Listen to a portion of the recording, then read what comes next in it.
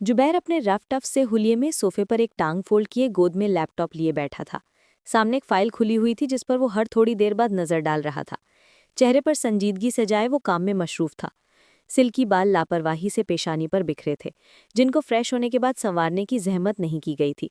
जब इसकी मशरूफियत में इसके फ़ोन की बजती रिंगटोन ने मुदाखलत की, तो वो फ़ोन की स्क्रीन पर नज़र डालता, लैपटॉप को गोद से हटाते, टेबल पर रखते, फ़ोन कान से लगाते, सोफे से पुश टिकाते अपनी आंखें बंद कर गया था।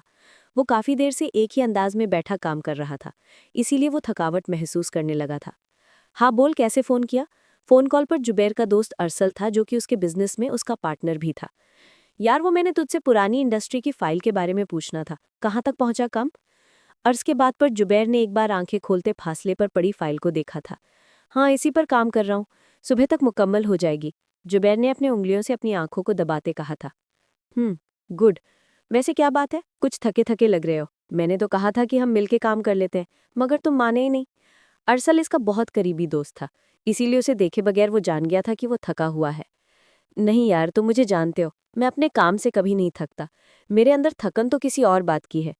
जुबैर का लहजा बोझल सा था। क्या हुआ जुबैर, एवरीथिंग इज ओके? अरसल की मुतफक्किर भरी आवाज उभरी। हाँ हाँ, तुम परेशान नहीं हो यार। बस मैं सबकी एक ही शादी वाली रट से बेजार हुआ पड़ा हूँ। अब की बार जुबैर के अंदाज में गुस्से की झलक भी मौजूद थी, जबकि अब इसके सड़े हुए अंदाज पर अर्ज की हंसी छूटी तो जुबैर का गुस्सा बढ़ा था। कोई और काम है तो बताओ, वरना मैं कॉल बंद करने लगा हूँ। जुबैर ने उसे धमकी दी, जिसका अर्ज पर कोई असर नहीं हुआ था। क्या है यार, क्यों भाग रहे हो शादी से? कर लो ना शादी और किस्सा खत्म करो। अरसल ने इसे मशवरे से नवाजा। मुझे नहीं करनी, घर वालों की पसंद करदा लड़की से तो बिल्कुल नहीं। जुबैर ने कड़े तेवर लिए कहा। क्या चीज हो तुम? अपनी मांग तुम्हें पसंद नहीं, और जो लड़की तुम्हारे पीछे पागलों की तरह बड़ी है, इसे भी तुम भाव नहीं देते। खुद तुम्हें कोई पसंद नहीं। आज तो अर्श तिलमिला सा गया था। बस मैं ऐसा ही हूँ। जुबैर ने अर्श को मजीद छेड़ा था, तो वो आगे से जलते उल्टे सीधे लफ्ज बोलते अपना गुस्सा ठंडा करने लगा। हाँ, एक खूबसूरती की आला मिसाल लड़की तुम्हारी मोहब्बत में डूबी है, जिसका तुम पर कोई असर नहीं। शादी से दूर भागते हो, इसे तुम्हें पता है मैंने क्या अंदाजा लगाया है? अर्श के सवाल पर जुबैर ने भी बेसाख्ता सवाल किया था। क्या? जुबैर अपनी कनपट्टी खुजाता सीधा होकर बैठा। तुम एक मर्द नहीं बल्कि गे हो, जो जज्बात के मामले में ठंडे हो। अर्श ने तपे हुए अंदाज पर इसकी जात पर तबसरा किया तो एक लम्हे को जुबैर अर्श के अल्फाज पर सुर्ख पड़ा था। शर्म कर ले बेशर्म इंसान, अपने दोस्त के बारे में क्या कह रहे हो? जुबैर जलते कुसलते ऊंची आवाज बोला तो आगे से बस अरसल का बेहंगम सा कहका सुनाई दिया था। हाँ हूं मैं गे, अब खुश बेशर्म इंसान। जुबैर ने गुस्से से चबाते अल्फाज अदा करने के साथ कॉल भी बंद कर दी थी। जब इसे दरवाजे पर खटका सा महसूस हुआ तो वो चौंका था। कौन है?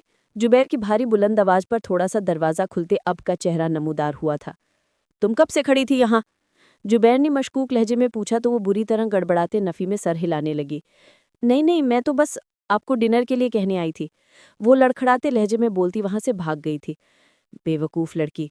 जुबैर बड़बड़ाता हुआ बाहर की सिमत बढ़ गया था, क्योंकि घर में उसूल था कि जो भी हो जाए सबने खाना एक साथ ही डाइनिंग टेबल पर खाना होता था।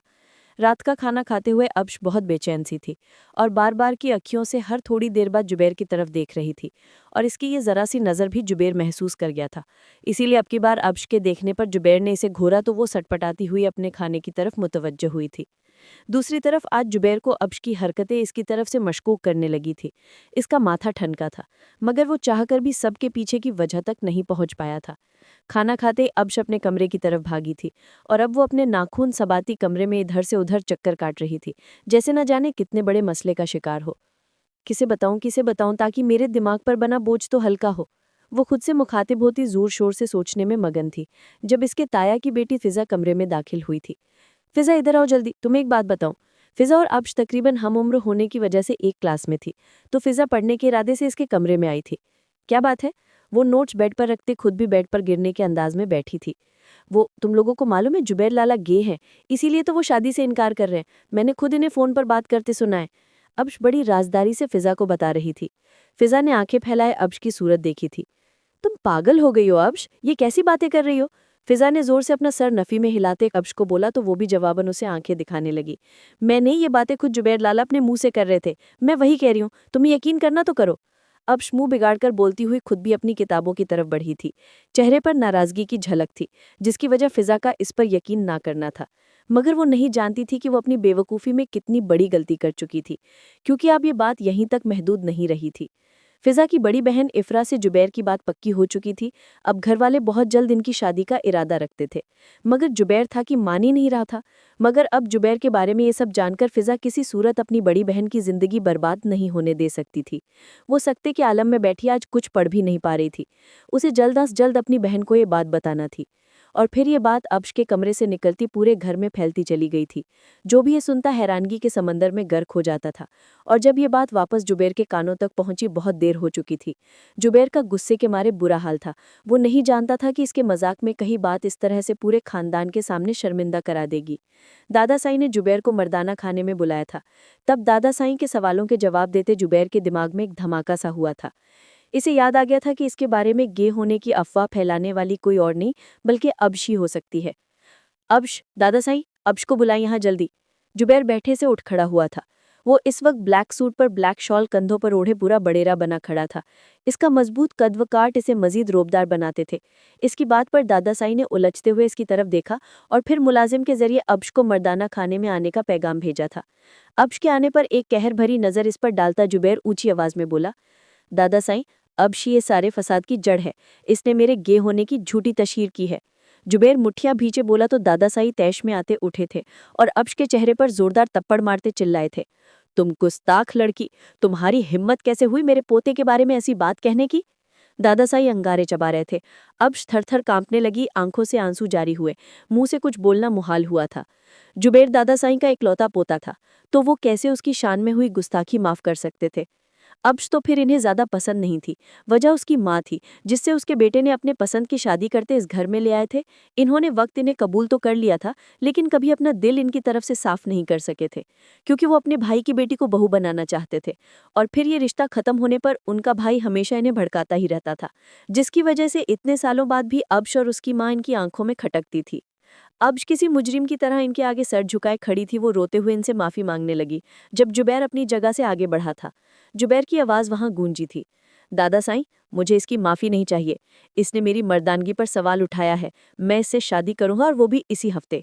जुबैर की आवाज पर मर्दाना खाने में दाखिल होते इसके बाबा और दोनों चचा पत्थर हो गए थे, क्योंकि अब्श इससे 8 साल छोटी थी और फिर जुबैर की मंग तो इफ्रा थी। इसके होते हुए वो ऐसी बात कैसे कर सकता है। को तुम अच्छे से जानते हो तुम्हारी बात इफ्रा से तय है, इसके बाबा अहमद साहब बोलते हुए इसकी तरफ आए थे। जबकि एक बार फिर इफ्रा का नाम आने पर जुबैर ने दिल ही दिल में कराहा था। वो जितना इस नाम से पीछा छुड़ाने की कोशिश में था, सब उतना ही उस पर प्रेशर डाल रहे थे। बाबा, आप सबको क्या लगता है मेरी मर्दानगी पर सवाल उठने के बाद इफ्रा मुझसे शादी करना चाहेगी? मगर मैं ऐसा नहीं कर सकता, क्योंकि मुझे इस लड़की को सज़ा देनी है और ये मेरा आखिरी फैसला है। जुबैर किसी की सुने बगैर अपनी बात कहता वहां से चला गया था, जिसके बाद सबके गुस्से भरी निगाहें अब्रिश की तरफ उठी थीं। दफ़ा हो जाओ यहाँ से। अहमद, जुबैर बिल्कुल ठीक कह रहा है। ये लड़की अब जुबैर की बीवी बनेगी। वो जो चाहे इसके साथ सुलूक करे। जो इस लड़की ने किया वो कोई मर्द बर्दाश्त नहीं कर सकता। हाँ, बाद में अगर जुबैर चाहे तो इफ्रा से भी शादी कर सकता है। मर्द को 4 शादियाँ जायज़ हैं। दादा साईं ने एक नफरत आमेज़ नज़र अब्रिश पर डालते कहा तो वो रोती हुई वहाँ से भागते कदमों से चली गई थी। महमूद साहब अपनी बेटी के लिए अपने बाप की नफरत पर अफसोस से सर हिलाते वहीं से पलटे गए थे। अब्रिश के यूं बिलखने पर अब्रिश के पीछे इसके कमरे की तरफ कदम बढ़ा गए थे, ताकि इसे संभाल सकें, तसल्ली दे सकें, क्योंकि होना तो अब वही था जो दादा साईं और जुबैर कह चुके थे। फिर जुबैर अपने कहे के मुताबिक 1 हफ्ते बाद अब्रिश के लाख इनकार के बावजूद इसे सादगी से अपने निकाह में ले गया था। इसके साथ दादा साईं के कहे के मुताबिक आज से अब्रिश का कॉलेज जाना बंद था और इसे अपने कमरे से जुबैर के कमरे में रुखसत हो जाना था। जब अब्रिश की माँ सायमा बेगम से लिए जुबैर के कमरे की तरफ बढ़ीं तो वो बच्चों की तरह अपने कदम ज़मीन पर जमाती आगे बढ़ने से इनकारी हुई थी। इस वक्त इसकी हालत ऐसी हो रही थी जैसे इसे सूली पर चढ़ाया जा रहा हो। घर में इसके माँ बाप के अलावा कोई सीधे मुंह बात नहीं कर रहा था। फिजा भी इससे नाराज़ सी थी और जिसकी वो असल मुजरिम थी वो तो ना जाने इसके साथ क्या सुलूक करता। इसीलिए इसे लग रहा था कि आज जुबैर से सामना होते ही वो दुनिया से कूच कर जाएगी। अब्रिश की हठधर्मी पर सायमा बेगम ने अपने शौहर की तरफ देखा तो वो आंखों ही आंखों में इन्हें तसल्ली देते आगे बढ़ते अब्रिश को अपनी बातों से जज्बाती करते खुद इसे जुबैर के कमरे में छोड़ने जाने लगे थे। पहले तुम्हारी छोटी सी गलती की वजह से जानती हो ना बेटा, हम सब किस कदर शर्मिंदा हैं। तो अब बस अपनी गलती सुधारने का वक्त है। तुम जुबैर से माफ़ी मांग लेना, वो बहुत अच्छा है, तुम्हें माफ़ कर देगा। धीमे लहजे में बोलते महमूद साहब अब्रिश के साथ जुबैर के कमरे में दाखिल हो चुके थे। अच्छे होते तो मुझसे शादी करते क्या? बाबा, आपको नहीं पता मुझ पे क्या गुजर रही है। मैं इफ्रा आपी को क्या मुंह दिखाऊंगी? वो दिल में मुझे कितना बुरा भला कह रही होंगी। और फिर बाकी सब। अब जो अपने बाप के मुंह से जुबैर की तारीफ बिल्कुल हजम नहीं हुई थी। मुझसे हो गई गलती, मैं उनसे माफ़ी मांग रही थी ना, वो मुझे माफ़ करके इफ्रा से शादी कर लेते और बस बात ख़त्म। मगर नहीं, इन्हें तो मुझसे ही शादी करनी थी। वो एक बार फिर बोलती, अब की बार रोते हुए सूबन करती खुद ही बेड पर जा बैठी थी। इसके रद्दअमल पर महमूद साहब एक गहरी सांस भरते अपनी बीवी को भी जल्दी आने का इशारा करते कमरे से चले गए थे। अब बस कर दो अब्रश, ये सब तुम्हारा ही किया धरा है। तुम्हारी एक गलती ने हमारी ज़िंदगी इस घर में मज़ीद मुश्किल कर दी है। महमूद साहब के जाते ही साइमा बेगम सख्ती पर उतर आई थीं, जिस पर पहले तो रोने का सिलसिला चंद सेकंड के लिए बंद करते अब्रिश ने ठिठकते इन्हें देखा और फिर माँ दोबारा से और शिद्दत के साथ रो रही थीं। साइमा बेगम थके हारे अंदाज में इसके साथ बैठती इसे खुद से लगा गई थीं। अब्रिश की इकलौती बेटी थी, इन्होंने कभी इस पर बेजा सख्ती नहीं की थी। वो बहुत मासूम सी थी, अपनी बातों और हरकतों से सबको मुस्कुराने पर मजबूर कर देने वाली। कुछ दिनों से वो खुद भी रो रही थीं और इन्हें भी रुला रही थीं, जिस पर इनका दर्द शदीद दुख के आलम में था। अच्छा, अब मैं चलती हूँ, और अब्रिश प्लीज़ अब कोई मज़ीद बेवकूफ़ी मत कर देना, अपनी ज़बान बंद ही रखना। साइमा बेगम अब्रिश के पास से खड़ी हुई तो इसने घबराते हुए अपनी माँ का बाजू पकड़ा था। नहीं मामा, मुझे अकेला छोड़कर मत जाए, अब्रिश इनकी मिन्नत करने लगी। जब इसी असना में ज़ुबैर अपने ध्यान में कमरे में दाखिल हुआ तो सामने साइमा बेगम और अब्रिश को देखते कुछ देर के लिए चौंक सा गया था। ज़ुबैर को देखने यहाँ अब्रिश का चेहरा सफ़ेद पड़ा, वहीं साइमा बेगम शर्मिंदा सी अब्रिश से अपना बाजू छुड़ाती दरवाजे की सिमत बढ़ी थीं। वो बाहर जाने से पहले कुछ देर को ज़ुबैर के पास रुकी थीं। ज़ुबैर बेटा, अब्रिश नादान है, ये इसकी पहली और आखिरी नादानी समझकर इसे माफ़ कर दो बेटा। साइमा बेगम इल्तिजाया गोया हुई तो ज़ुबैर ने कुछ बोले बगैर बस सर हिलाने पर इत्तेफाक किया, तो वो उम्मीद भरी नज़रों से इसे देखती कमरे से चली गई थी। ज़ुबैर ने दरवाज़ा लॉक करते पलटते हुए अब्रिश की तरफ देखा, जो इसे साकित सी बैठी थी, जैसे इसने ज़ुबैर नहीं बल्कि कोई जिन भूत देख लिया हो। निकाह के लिए साइमा बेगम ने अब्रिश को इसकी एक सादा सी रेशमी फ्रॉक पहनाते ऊपर लाल दुपट्टा ओढ़ा दिया था। बाकी इसका चेहरा किसी भी मेकअप से पाक था। कानों में छोटी सी झुमकियां थी जो वो हर वक्त पहनती रखती थी। लाल दुपट्टा भी इसके सर पर टिका था और चेहरा आंसुओं से तर होने के बदौलत कुछ सुर्ख और कुछ सफ़ेद हुआ पड़ा था। इसे मेकअप की ज़रूरत ही नहीं थी, क्योंकि इसके रुखसारों, नाक की नोक और आंखों की सुर्खी से ही उसका चेहरा चमक सा रहा था। ज़ुबैर जिसने एक आम सी नज़र अब्रिश पर डाली थी, वो नज़र जब गहरे दिलचस्पी में बदली, ज़ुबैर को अंदाज़ा ही नहीं हो सका। वो रो रो कर हलकान हुई पड़ी है और मुझे इसका चेहरा जगमगाता महसूस हो रहा है। ज़ुबैर अपनी सोच पर जंबे सा होता आगे बढ़ा तो अब्रिश की सांस सीने में ही अटक गया था। मेरे करीब मत आइएगा, दूर रह मुझसे। अब्रिश अपनी जगह से उठती बैठ के दूसरी सिम्त में जा खड़ी हुई थी। क्यों दूर रहूं मैं? मैंने तुम्हें बताना है कि मैं गे हूं या नहीं। ज़ुबैर अपने कदम रोके बगैर बोला तो अब्रिश सरा सीमा सी होती इसे देखा था। इसके लफ्ज़ों पर अब की बार अब्रिश गुस्से से चिढ़ गई थी। आप बहुत बुरे हैं ज़ुबैर लाला, आप खुद इस बात का अपने मुंह से एतराफ़ कर रहे थे तो मुझ पर इल्ज़ाम क्यों लगा रहे हैं?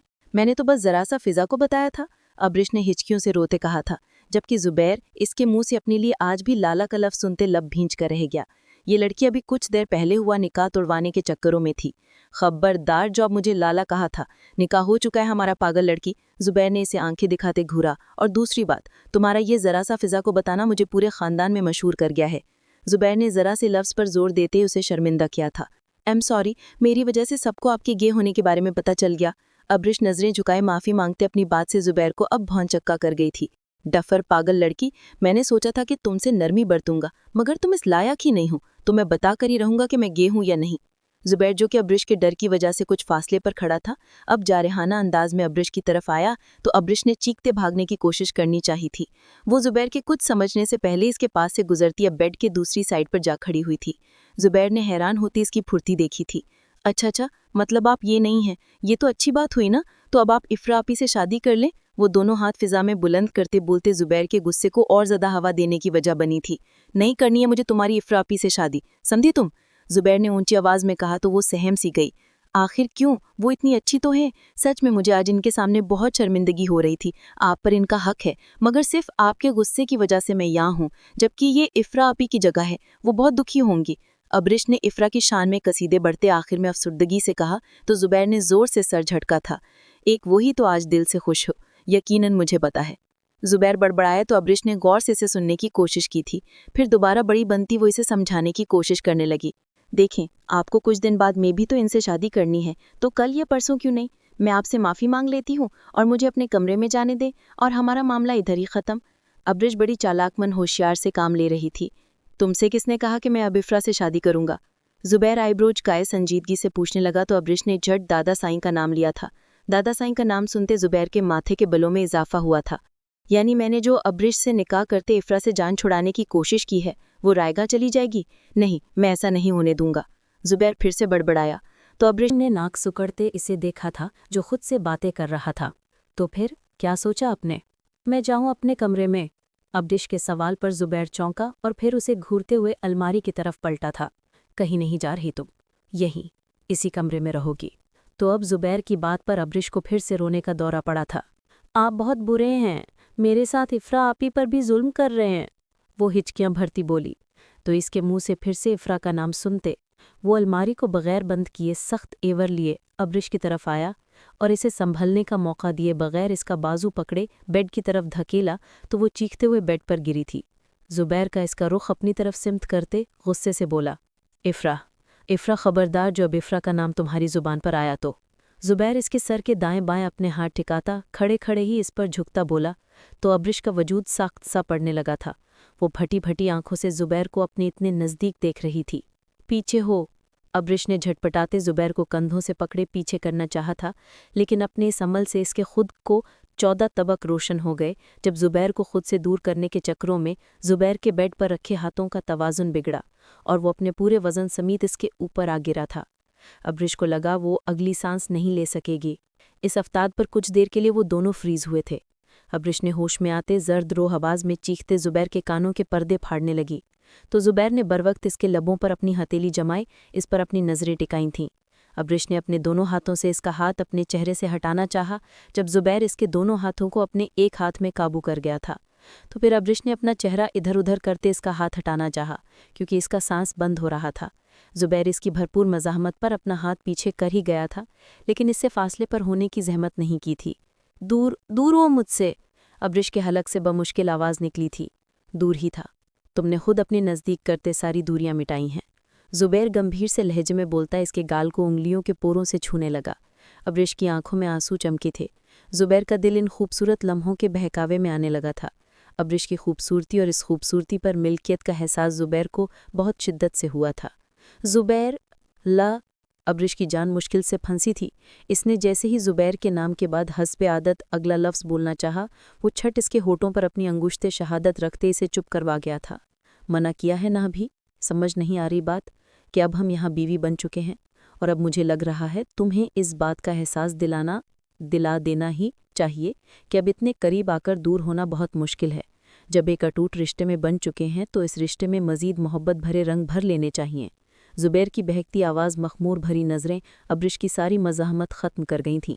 उसके लहजे की नरमी से वो महक हुई थी, जिसका फ़ायदा उठाते जुबैर इस खूबसूरत बुढ़िया जैसी लड़की को मोहब्बत भरे हिसार में कैद करता चला गया था।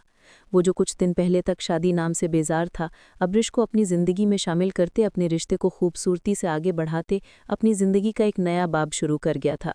जुबैर गहरी नींद में था जब इसे खुद पर पानी की बौछार गिरती महसूस हुई थी। गहरी नींद से जागते वो गुस्से से आंखें खोल गया था। ये क्या तरीका था? उठकर बैठने पर अब्रिश का निखरा निखरा सरापा सामने आया तो लहजा खुद ब खुद नरम पड़ता चला गया था। मुझे नींद से जगाने का यही तरीका पता है, क्योंकि जब मेरे कानों में मम्मा की आवाज़ ना पड़े तो वो ऐसे ही मुझे जगाती हैं। वो नज़रें चुराती बोलती हुई ड्रेसिंग टेबल के सामने जा खड़ी हुई थी। तुमने मुझे आवाज़ दी थी? जुबैर ने हैरानगी से पूछा, क्योंकि वो कभी इतनी गहरी नींद नहीं सोया था। इसीलिए अजनबी से पूछा तो वो ज़ोरों शोर से इस्बात में सर हिलाने लगी। तो जुबैर ने मशकूक नज़रों से इसकी तरफ देखा था और फिर कुछ याद आने पर वो जल्दी से अपना सेलफोन उठा गया। यहाँ पर दिन के 10 बजते देखने के साथ अरसल की कई कॉल्स भी मौजूद थीं। इसका अलार्म कब बजा और ये कॉल्स कब आई, इसे क्यों पता नहीं चला? और फिर वो अगले ही पल सारा मामला समझ गया था जब इसे फ़ोन साइलेंट मोड पर नज़र आया तो इसने लब भींचते अब्रिश की पुश्त को घूरा था, जो मासूम बनी अपने लंबे बालों को सुलझा रही थी। जुबैर जल्दी से अलमारी से जो सूट हाथ लगा वॉशरूम की तरफ बढ़ा था। तुमसे तो मैं आकर पूछता हूँ, लगता है रात तुम्हारे होश सही से ठिकाने नहीं लगे, पिद्दी चुड़ैल। कुछ देर अब्रिश के पुश्त पर राकर खड़े होते वो एक एक लफ्ज़ चबाकर मायने खेज लहजे में बोलता इसके आसाब खता करता वॉशरूम में दाखिल हुआ था, जबकि खुद के लिए पिद्दी चुड़ैल लफ्ज़ सुनते अब्रिश का मुंह बना था। रात तो इतनी तारीफ कर रहे थे, छूटे नहीं तो अब्रिश ने गहरी सांस भरते अपने हाथों में तेज़ी लाते बालों को सुलझाया और खुद पर दुपट्टा ओढ़ते कमरे से बाहर दौड़ी थी कि इससे पहले जुबैर वाकई में से शामत ले लेता, जबकि इसकी रंगत जुबैर के अल्फाज से सुर्ख रंग हुई थी। जुबैर के पास ज़्यादा वक्त नहीं था, इसलिए वो तैयार होता ऑफिस से निकल गया था। जुबैर तेज़ कदमों से चलता अपने ऑफिस में दाखिल हुआ तो अरसल वहाँ पहले से मौजूद था। अरसल ने ज़ुबैर से इसके देर से आने की वजह पूछने के लिए जैसे ही इसकी तरफ देखा, वो कुछ खटका था। अरसल इन लोगों में से था जो चील की निगाह रखते हैं।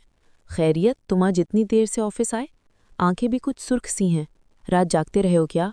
अरसल का खोजता हुआ अंदाज ज़ुबैर को नज़रें चुराने पर मजबूर कर गया था। इसने खुद का चेहरा सपाट बनाने की कोशिश की थी, मगर इसके बावजूद चेहरे पर सुर्खी सी छाई थी। आज तो इसके बाल भी माथे पर बिखरे हुए थे, जिसे जल्दबाजी में वो जेल लगाकर सेट नहीं कर पाया था। ये तुम ऐसे बिहेव क्यों कर रहे हो? मुझे दाल में कुछ काला लग रहा है, बताओ मुझे। अरसल मुतजस्सुस सा आगे होकर बैठा। कुछ भी नहीं यार, बस काम में मसरूफ़ था। ज़ुबैर ने टालना चाहा, मगर अरसल को हुनू सवालिया निगाहें खुद पर जमाए देखकर वो नफ़ी में सर हिला गया था। मैंने निकाह कर लिया। ज़ुबैर ने अरसल को धचका दिया तो वो पूरा मुंह खुले से देखने लगा। खबीस इंसान, ऐसे भी क्या जल्दी पड़ गई थी कि चोरी छुपे निकाह कर लिया? पहले तो अपने परों पर पानी नहीं पड़ने दे रहे थे, अब इस तरह अचानक? अरसल हैरानगी से बोलता जा रहा था। इससे पहले ज़ुबैर कोई जवाब देता जब दरवाजे पर दस्तक देते इन दोनों के मुश्तरका दोस्त राइमा ऑफिस में दाखिल हुई थी। ज़ुबैर को देखते ही राइमा की आंखें चमक उठी थीं। इस चमक को ज़ुबैर और अरसल बखूबी समझते थे। राइमा ज़ुबैर से पागलों की हद तक मोहब्बत करती थी। वो कई बार इससे इजहार भी कर चुकी थी, लेकिन वो हर बार खुद की मंगनीशुदा होने का बताते दामन छुड़वा लिया करता था। मगर इसके बावजूद राइमा पीछे हटने को तैयार नहीं थी। क्या बात है अरसल साहब, इतना चहक रहे हैं? वो मुस्कुराते हुए अरसल के बराबर में ही बैठी थी। हाँ वो, अरसल बोलने लगा। जब ज़ुबैर नफ़ी में सर हिलाते इसे राइमा को कुछ बताने से मना करना चाहा, लेकिन मजाल है अरसल पर असर हुआ हो। ज़ुबैर साहिब चोरी छुपे शादीशुदा हो गए हैं, तो बस इसी की खुशी के होने के साथ ढेर सारा गुस्सा है इस पर। आ जाओ मिलकर इसे ट्रीट लेते हैं। अरसल इसकी दुली हालत से वाकिफ़ होने के बावजूद सब बताकर ही चुप हुआ था, जिस पर आयमा का फीका पड़ता चेहरा देखते दोनों ने नज़रों का तबादला किया था। अरसल ने जानबूझकर आयमा को बताया था ताकि वो अपने कदम पीछे हटा ले। क्या? इसकी आवाज़ में गम पोशीदा था। वो एक झटके से उठती वहां से निकलती चली गई थी। पीछे ज़ुबैर और अरसल दोनों ने परेशानी भरी नज़रों से एक दूसरे को देखा था। ज़ुबैर गाड़ी पोच में खड़ी करता बाहर निकला तो इसे अब्रिश लॉन में ही इफ्रा के साथ खड़ी नजर आई। तभी इसे नज़रों में रखे इन्हीं की तरफ चला आया था। उनके निकाह को एक हफ्ता हो चला था और इस हफ्ते ने यहाँ अब ने अपनी छोटी छोटी हरकतों से ज़ुबैर को तंग किया था। वहीं इसे फिर ज़ुबैर अपनी वारफ्तगियों से बौखला दिया करता था। अब्रिश की मौजूदगी ज़ुबैर की बेरंग सी जिंदगी को रंगों से भरने लगी थी। ज़ुबैर नहीं जानता था कि उसका बिना सोचे समझे उठाया जाने वाला कदम इसे खुशियों से हमकिनार कर देगा। वो अब्रिश को अपनी बीवी के रूप में दिल से कबूल कर चुका था। अस्सलामु अलैकुम। ज़ुबैर के जानदार आवाज़ पर दोनों ने इसकी तरफ देखा था। अब्रिश, जाओ मेरे लिए चाय बनाओ, मैं अभी आ रहा हूँ। ज़ुबैर के कहने पर अब्रिश सर हिलाती चली गई तो ज़ुबैर ने इफ्रा की तरफ रुख किया था। तुम्हारे वो मजनू साहिब किस इंतज़ार में हैं? वो इसे कहो जल्दी रिश्ता भेजें। इफ्रा अपने खलाजात को पसंद करती थी और ये बात बहुत पहले वो ज़ुबैर को बता चुकी थी, जिसमें ज़ुबैर ने तहम्मुल ख्वामख्वाह की गैरत दिखाने के बजाय तहम्मुल से काम लिया था। क्योंकि इसके दिल में भी इफ्रा को लेकर कुछ ख़ास जज्बात नहीं थे, इसीलिए वो शादी से कभी नहीं रोका था। इनकारी था और बाद में अब्रिश ने इसका काम आसान कर दिया था। ज़ुबैर की बात पर इफ्रा हंसती थी। वो किसी काम के सिलसिले में मुल्क से बाहर है तो आते ही खाला और खालू को लेकर यहाँ आएगा। इफ्रा के जवाब पर वो इस बात में सर हिला दिया। Okay, good luck. वो पलटते ही रिहायशी हिस्से की जाने बढ़ता था। वो चेंज करते वॉशरूम से निकला तो अब्रिश चाय लेकर आ गई थी। ज़ुबैर ने इसे तकते चाय पकड़ी थी।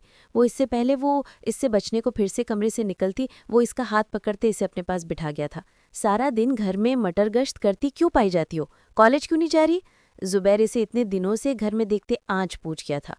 दादा साईं ने निकाह वाले दिन मना कर दिया था कॉलेज जाने से, अब्रिश ने दुखी दिल से बताया तो ज़ुबैर ने दादा साईं की सोच पर नागवारी से सर झटका था। मगर कल से तुम कॉलेज जाओगी। फ़िज़ा से पूछकर तैयारी कर लो कल के टेस्ट की। ज़ुबैर ने संजीदगी से कहा तो वो आगे से अब झहकी थी। क्या सच? अगर दादा साईं ने गुस्सा किया तो? पहले खुश होते हैं वो बाद में परेशानी से गोया हुई थी। ज़ुबैर ने इसके गाल पर हाथ रखा था। उनसे मैं बात कर लूँगा, तुम बस वो करो तो तुम्हारा दिल चाहे। ज़ुबैर के दिल में मोहब्बत ने जगह बनाई तो अब्रिश को दुनिया की सारी खुशियाँ देने का अज़म भी दिल में जागा था। आप बहुत अच्छे हैं ज़ुबैर, और आपको पता है इफ्रा आप भी बहुत अच्छी हैं। इन्हें हमारी शादी से कोई मसला नहीं, वो हमारे लिए खुश है। वो खुशी से मुस्कुराते हुए बोले तो ज़ुबैर मुस्कुराहट छुपाते बोला था, मैं भी अच्छा, तुम्हारी इफ्रा भी अच्छी, तो सोच रहा हूँ तुम्हारी बात मान लूँ, इससे भी शादी कर लूँ। हाँ, ज़ुबैर ने बोलते हुए अब्रिश के चेहरे के बदलते तासुरात जांचने चाह रही थे। क्या या इसके दिल में भी ज़ुबैर को लेकर कोई तब्दीली आई है या नहीं? नहीं, वो मैंने आपको बताया ना, इन्हें हमारी शादी का कोई गम नहीं। वो दुखी नहीं है, बल्कि खुश हैं। वो लड़खड़ाते लहजे में सर झुकाए बोलती जुबैर को दिल खोलकर मुस्कुराने पर मजबूर कर गई थी। तुम तो खुश नहीं हो ना? जुबैर ने उसकी ठोड़ी के नीचे हाथ रखते उसका झुका चेहरा ऊपर किया था। वो दोनों की आंखें आपस में मिली थी। खुश हूँ। जुबैर को पूरी तरह खुद की तरफ मुतवज्जा देखते वो छुई मुई सी बनी बोली तो जुबैर ने झुकते इसकी पेशानी को छुआ तो उसकी पलकें लरसती सजदा रेज हुई थी।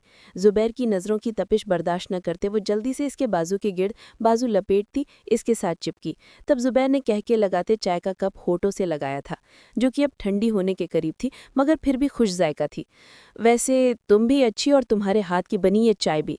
जुबैर ने इसके सर से सर टकराते कहा तो वो आगे से हंसते कोई नई बात शुरू करती बोलना शुरू हो चुकी थी, जिसे जुबैर बड़ी तवज्जो से सुन रहा था। इफ्रा का रिश्ता पक्का हो चुका था और इस रिश्ते के बाद बाकी घरवालों का रवैया भी किसी हद तक अब्रिश के साथ अच्छा हो गया था और इसके मामा बाबा तो इसे जुबैर के साथ खुश देखकर दिल से मुतमईन थे, सिवाय दादा साईं के जो अब भी उखड़े नजर आते थे। इफ्रा की शादी के दिन करीब थे जब अब्रिश इज्जत करके जुबैर को अपने साथ शॉपिंग के लिए लेकर आई थी। वो दोनों एक खुशबाश कपल की मानिंद एक दूसरे की पसंद के मुताबिक शॉपिंग कर रहे थे जब इनकी खुशियों को नज़र लग चुकी थी। जिस मॉल से वो दोनों शॉपिंग कर रहे थे इस मॉल में राइमा भी मौजूद थी, जो अचानक से इनके सामने आती है जुबैर को चौंका गई थी। उस दिन के बाद से वो आज जुबैर के सामने आई थी। हेलो जुबैर, कैसे हो? राइमा ने एक नज़र अब्रिश पर डालते हुए जुबैर से पूछा था। मैं ठीक, तुम सुनाओ? जुबैर ने भी जवाबन मुरावत निभाई जब अब्रिश ने राइमा की नज़रें अपने शौहर पर जमी देखकर नामहसूस अंदाज में इसके बाजू पर दोनों हाथ रखे थे। तारुफ नहीं करवाओगे?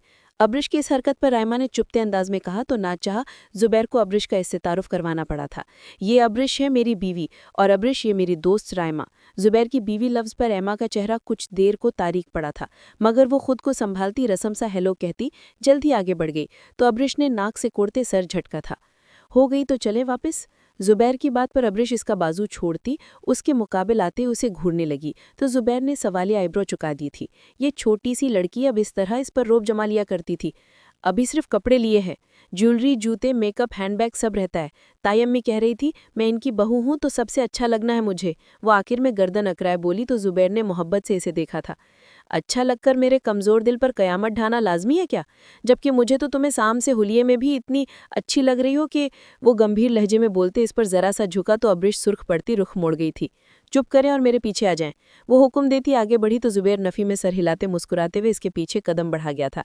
कल इफ्रा की मेहंदी थी जिसकी वजह से फिज़ा ने कॉलेज जाने से इनकार कर दिया था तो अब्रिश ने दोनों की असाइनमेंट जमा करवाने का सोचते अकेले ही कॉलेज जाने का इरादा किया था।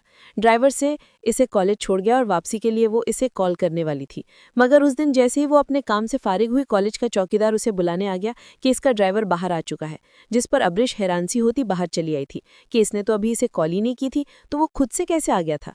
वो गाड़ी में जैसे ही बैठी एक झटके से गाड़ी आगे बढ़ा दी गई थी। अब्रिश को कुछ अनहोनी का एहसास हुआ था। वो गाड़ी तो अपनी समझ कर बैठ चुकी थी, मगर अब इसे समझ आने लगी थी कि ये गाड़ी और ना ही ड्राइवर इसका था, और ये समझ आते ही इसके चेहरे पर हवाइयां उड़ी थी। कौन कौन हो तुम और कहाँ लेकर जा रहे हो मुझे?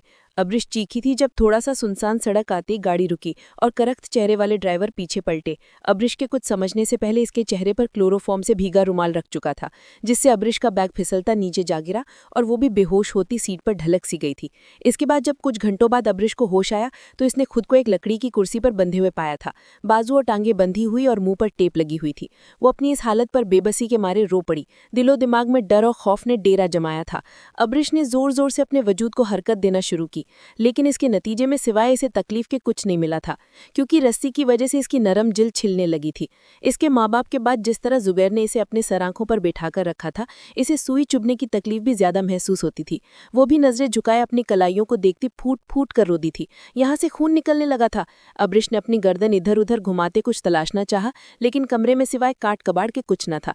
मगर इसके अलावा जिस चीज ने इसे हवास बाख्ता किया था वो थी कमरे में मौजूद रोशनदान से आती तारीकी की झलक। यानी वो आज दोपहर से यहाँ बंद थी और अब रात हो चुकी थी या फिर होने वाली थी। अब्रिश का दिल बहुत जोर से धड़का था। इसे लगा कहीं ऐसी ही स्याही इसकी किस्मत इसकी जिंदगी में शामिल ना हो जाए। ये सोचते ही इसने तकलीफ दर्द के बावजूद खुद को खोलने की कोशिश शुरू करती थी। जुबैर, मामा बाबा प्लीज आ जाए। आखिरकार हार कर वो चारों तरफ खौफजदा नजरें घुमाती दिल में बोली थी, जब कमरे का दरवाजा खुला और हील की टिक टिक की आवाज के साथ एक मॉडर्न सी लड़की मुंह पर मास्क लगाए आई थी। अब्रिश ने ऊपर से नीचे तक इसे देखते उसे पहचानने की कोशिश की थी। जुबैर के इल्म में जब से अब्रिश की गुमशुदगी आई थी वो तब से शदीद तैश के आलम में था, उसे तलाश करने की कोशिशों में था। अरसल भी उसके साथ था। वो किसी दीवाने की तरह हर जगह जा रहा था। यहाँ अब्रिश के मिलने की उम्मीद हो सकती है। अपने कोशिश में नाकाम होने के बाद वो पुलिस स्टेशन आया था। जब अब्रिश की गुमशुदगी की रिपोर्ट लिखवाते पुलिस वाले के बेहुदा बकवास पर वो आप से बाहर होता, इसका गिरेबान जकड़ गया था। लड़की का किसी के साथ कोई चक्कर तो नहीं था। कॉलेज की लड़कियां और लड़के अक्सर यही कारनामा अंजाम देते हैं। वो अपनी मर्जी से चले जाते हैं और पीछे घर वालों को लग रहा होता है इनके बच्चे अगवा हुए हैं। पुलिस खुश्क लहजे में बोल रहा था जब जुबैर खुद भी उठते इसे भी गिरेबान से पकड़े ऊपर उठा गया था। मेरी बीवी ऐसी नहीं है, समझे तुम? इसे ढूंढने में मदद करो। अपनी सुस्ती और नाअहली की मिसालें मुझे नहीं दो, समझे? जुबैर की तो पहले ही जान पर बनी हुई थी कि वो लड़की कुछ ही दिनों में इस कदर उसके लिए जरूरी हो चुकी थी। अब पुलिस वाले की बकवास पर वो टेम्पर लूज कर बैठा था। क्या करे हो यार, छोड़ो इसे। अरसल ने बड़ी मुश्किल से जुबैर को पीछे किया था, जो खून रंग आंखों से इसे घूर रहा था।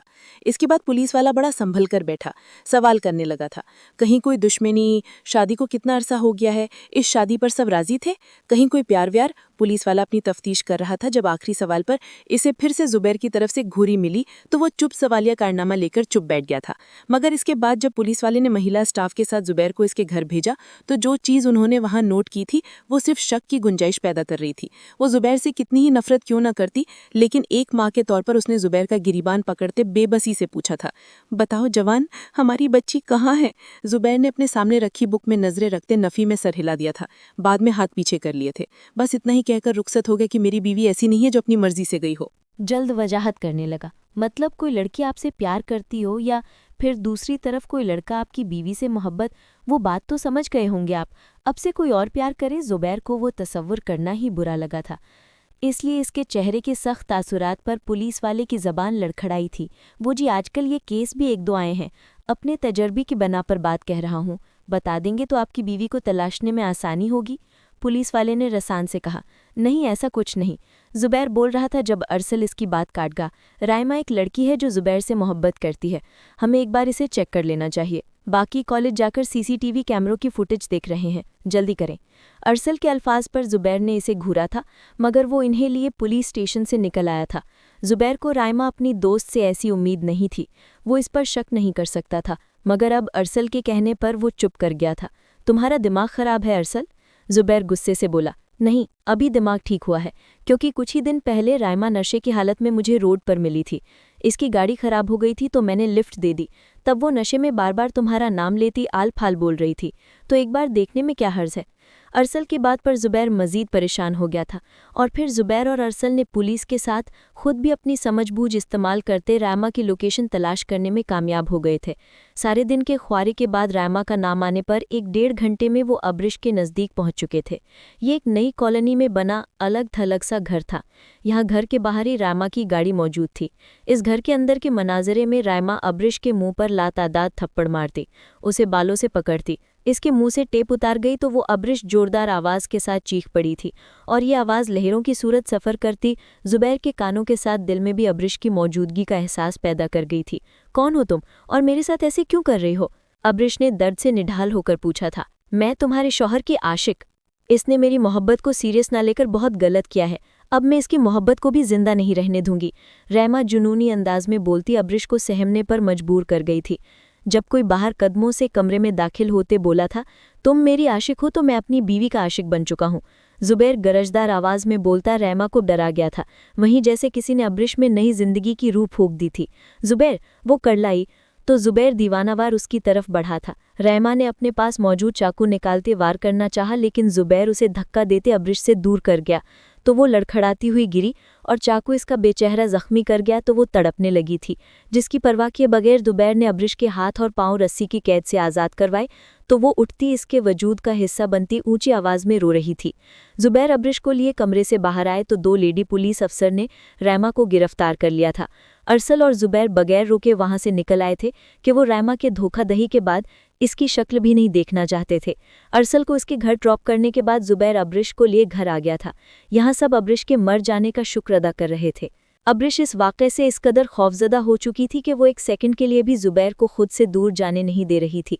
ज़ुबैर मरहम लेकर इसके हाथों और पैरों से ज़रा ऊपर ज़ख्मों पर लगाने लगा तो वो बड़े ज़ब्त से मरहम लगवा गई थी। ज़ुबैर ने इसकी कलाइयों पर अपने लम्स का मरहम लगाए तो रो दी थी। मैं बहुत डर गई थी ज़ुबैर, अब ने आंसुओं से भीगी आवाज़ में कहा तो ज़ुबैर उसे खुद से लगा गया। मैं भी बहुत डर गया था, मगर अल्लाह का शुक्र सब ठीक हो गया, तुम मेरे पास वापस आ गई। ज़ुबैर ने इसके बालों को सहलाते जवाब दिया तो वो पुरसुकून होने लगी थी। ज़ुबैर, वो लड़की कौन थी? इस सवाल पर अब्रिश झटके से पीछे हुई थी। कुछ संभली थी तो उस लड़की की बातें याद आने लगी थी। वही मॉल वाली लड़की जिसे मैंने अपना दोस्त बताया था, जिसे देखते तुमने जले सूखते मेरे बाजू को पकड़ते इसे एहसास फैलाया था कि मैं बस तुम्हारा हूँ। ज़ुबैर ने तफसील से बताया तो अब ने होंठ मरोड़े थे। वो लीचड़ लड़की इसीलिए मुझे पहली नज़र में अच्छी नहीं लगी थी। मेरे शौहर को गंदी नज़रों से घूर रही थी, बुरा मुंह बनाती है। अब बोली तो ज़ुबैर हंस दिया था। हाँ, वही लीचड़ लड़की अब जेल में है। अब मैं इसे सख्त सज़ा देते बताऊंगा कि मेरी बीवी पर तशद्दुद करके इसने कितनी बड़ी गलती की है। ज़ुबैर ने अब्रिश के गालों को नरमी से छुआ। यहाँ रायमा के थप्पड़ों के निशान थे। ज़ुबैर की आंखों के बदलते रंगों पर अब्रिश की नज़रें झुकी थीं, जिस पर ज़ुबैर ने इसे झटके से अपने सीने से लगाते इस पर अपना हिसार तंग किया था। वो खुद को यकीन दिलाना चाहता था कि वो अब्रिश को महसूस कर पा रहा है। वहीं अब ने भी इसके सीने में चेहरा छुपाते आसूदगी से आंखें बंद की थी। यहाँ इसका सुकून छुपा था।